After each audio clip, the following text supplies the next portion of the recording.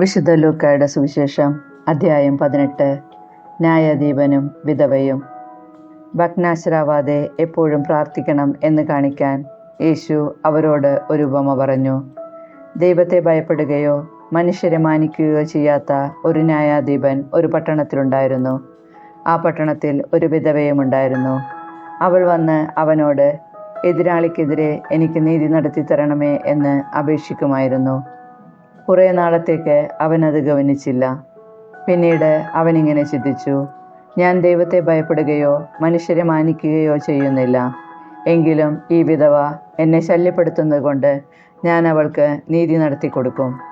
അല്ലെങ്കിൽ അവൾ കൂടെ കൂടെ വന്ന് എന്നെ അസഹ്യപ്പെടുത്തും.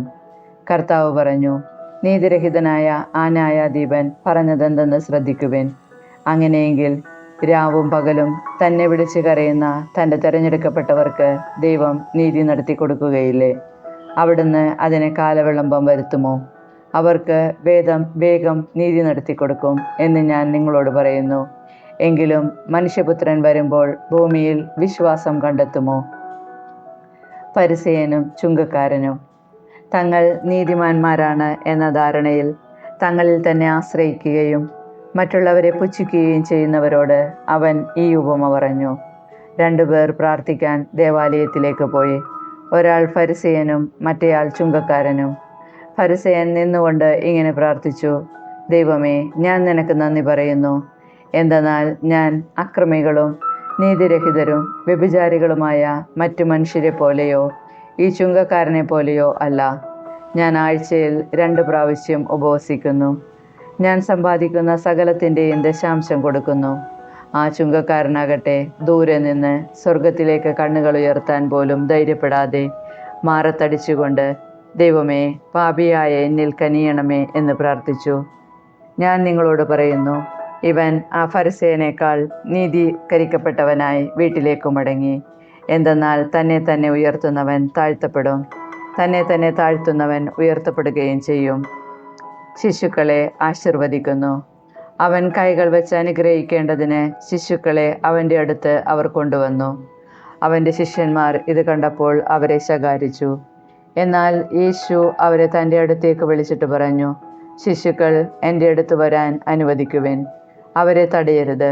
എന്തെന്നാൽ ദൈവരാജ്യം അവരെ പോലെയുള്ളവരുടേതാണ്. സത്യമായി ഞാൻ നിങ്ങളോട് പറയുന്നു, ശിശുവിനെ പോലെ ദൈവരാജ്യം സ്വീകരിക്കാത്ത ആരും അതിൽ പ്രവേശിക്കുകയില്ല. ധനികനായ മനുഷ്യൻ. ഒരു അധികാരി അവനോട് ചോദിച്ചു, നല്ലവനായ ഗുരു, നിത്യജീവൻ അവകാശമാക്കാൻ ഞാൻ എന്ത് ചെയ്യണം? യേശു പറഞ്ഞു, എന്തുകൊണ്ടാണ് നീ എന്നെ നല്ലവനെന്ന് വിളിക്കുന്നത്? ദൈവമല്ലാതെ നല്ലവനായി മറ്റാരുമില്ല. പ്രമാണങ്ങൾ നിനക്കറിയാമല്ലോ. വ്യഭിചാരം ചെയ്യരുത്, കൊല്ലരുത്, മോഷ്ടിക്കരുത്, കള്ളസാക്ഷ്യം നൽകരുത്, പിതാവിനെയും മാതാവിനെയും ബഹുമാനിക്കുക. അവൻ പറഞ്ഞു, ചെറുപ്പം മുതലേ ഇവയെല്ലാം ഞാൻ പാലിച്ചിട്ടുണ്ട്. അത് കേട്ട് യേശു പറഞ്ഞു, ഇനിയും നിനക്ക് ഒരു കുറവുണ്ട്. നിനക്കുള്ളതെല്ലാം വിറ്റ് ദരിദ്രർക്ക് കൊടുക്കുക. അപ്പോൾ സ്വർഗത്തിൽ നിനക്ക് നിക്ഷേപമുണ്ടാകും. അനന്തരം വന്ന് എന്നെ അനുഗമിക്കുക. ഇത് കേട്ടപ്പോൾ അവൻ വളരെ വ്യസനിച്ചു, കാരണം അവൻ വലിയ ധനികനായിരുന്നു. യേശു അവനെ നോക്കിക്കൊണ്ട് പറഞ്ഞു, സമ്പത്തുള്ളവർ ദൈവരാജ്യത്തിൽ പ്രവേശിക്കുന്നത് എത്ര ദുഷ്കരം! ധനികൻ ദൈവരാജ്യത്തിൽ പ്രവേശിക്കുന്നതിനേക്കാൾ എളുപ്പം ഒട്ടകം സൂചിക്കുഴയിലൂടെ കടന്നു പോകുന്നതാണ്. ഇത് കേട്ടവർ ചോദിച്ചു, അങ്ങനെയെങ്കിൽ രക്ഷ പ്രാപിക്കാൻ ആർക്ക് കഴിയും?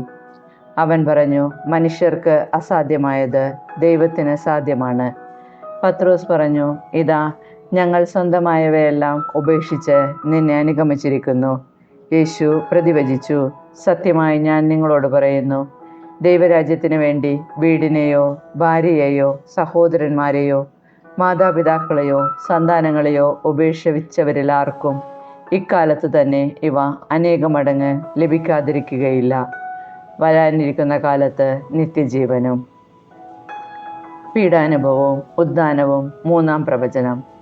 അവൻ 12 പേരെയും അടുത്ത് വിളിച്ചു പറഞ്ഞു, ഇതാ, നമ്മൾ ജെറുസലേമിലേക്ക് പോകുന്നു. മനുഷ്യപുത്രനെ പറ്റി പ്രവാചകന്മാർ വഴി എഴുതപ്പെട്ടതെല്ലാം പൂർത്തിയാകും. അവൻ വിജാതിയർക്ക് ഏൽപ്പിക്കപ്പെടും. അവർ അവനെ പരിഹസിക്കുകയും അപമാനിക്കുകയും അവൻ്റെ മേൽ തുപ്പുകയും ചെയ്യും. അവർ അവനെ പ്രഹരിക്കുകയും വധിക്കുകയും ചെയ്യും. എന്നാൽ 3-ാം ദിവസം അവൻ ഉയിർത്തെഴുന്നേൽക്കും. ഇക്കാര്യങ്ങൾ ഒന്നും അവർ ഗ്രഹിച്ചില്ല. ഈ പറഞ്ഞതിൻ്റെ പൊരുൾ അവരിൽ നിന്ന് മറയ്ക്കപ്പെട്ടിരുന്നു. അവൻ സംസാരിച്ചവ അവർ മനസ്സിലാക്കിയതുമില്ല. അന്ധന് കാഴ്ച നൽകുന്നു. അവൻ ജെറീക്കോയെ സമീപിച്ചപ്പോൾ ഒരു കുരുടൻ വഴിയരികിലിരുന്ന് ഭിക്ഷയാചിക്കുന്നുണ്ടായിരുന്നു. ജനക്കൂട്ടം കടന്നു പോകുന്ന ശബ്ദം കേട്ട് എന്താണ് സംഭവിക്കുന്നതെന്ന് അവൻ അന്വേഷിച്ചു. നസ്രായനായ യേശു കടന്നു പോകുന്നു എന്ന് അവർ പറഞ്ഞു. അപ്പോൾ അവൻ വിളിച്ചു പറഞ്ഞു, ദാവീദിൻ്റെ പുത്രനായ യേശുവേ, എന്നിൽ കനിയണമേ. മുമ്പേ പോയിക്കൊണ്ടിരുന്നവർ നിശബ്ദനായിരിക്കാൻ പറഞ്ഞ് അവനെ ശകാരിച്ചു. അവനാകട്ടെ കൂടുതൽ ഉച്ചത്തിൽ, ദാവീദിൻ്റെ പുത്ര, എന്നിൽ കനിയണമേ എന്ന് നിലവിളിച്ചുകൊണ്ടിരുന്നു. യേശു അവിടെ നിന്ന് അവനെ തൻ്റെ അടുത്തേക്ക് കൊണ്ടുവരാൻ കൽപ്പിച്ചു. അവൻ അടുത്ത് വന്നപ്പോൾ യേശു ചോദിച്ചു, ഞാൻ നിനക്ക് വേണ്ടി എന്തു ചെയ്യണമെന്നാണ് നീ ആഗ്രഹിക്കുന്നത്? അവൻ പറഞ്ഞു, കർത്താവേ, എനിക്ക് കാഴ്ച വേണ്ടു കിട്ടണം. യേശു പറഞ്ഞു, നിനക്ക് കാഴ്ചയുണ്ടാകട്ടെ. നിന്റെ വിശ്വാസം നിന്നെ രക്ഷിച്ചിരിക്കുന്നു. തൽക്ഷണം അവന് കാഴ്ച ലഭിച്ചു.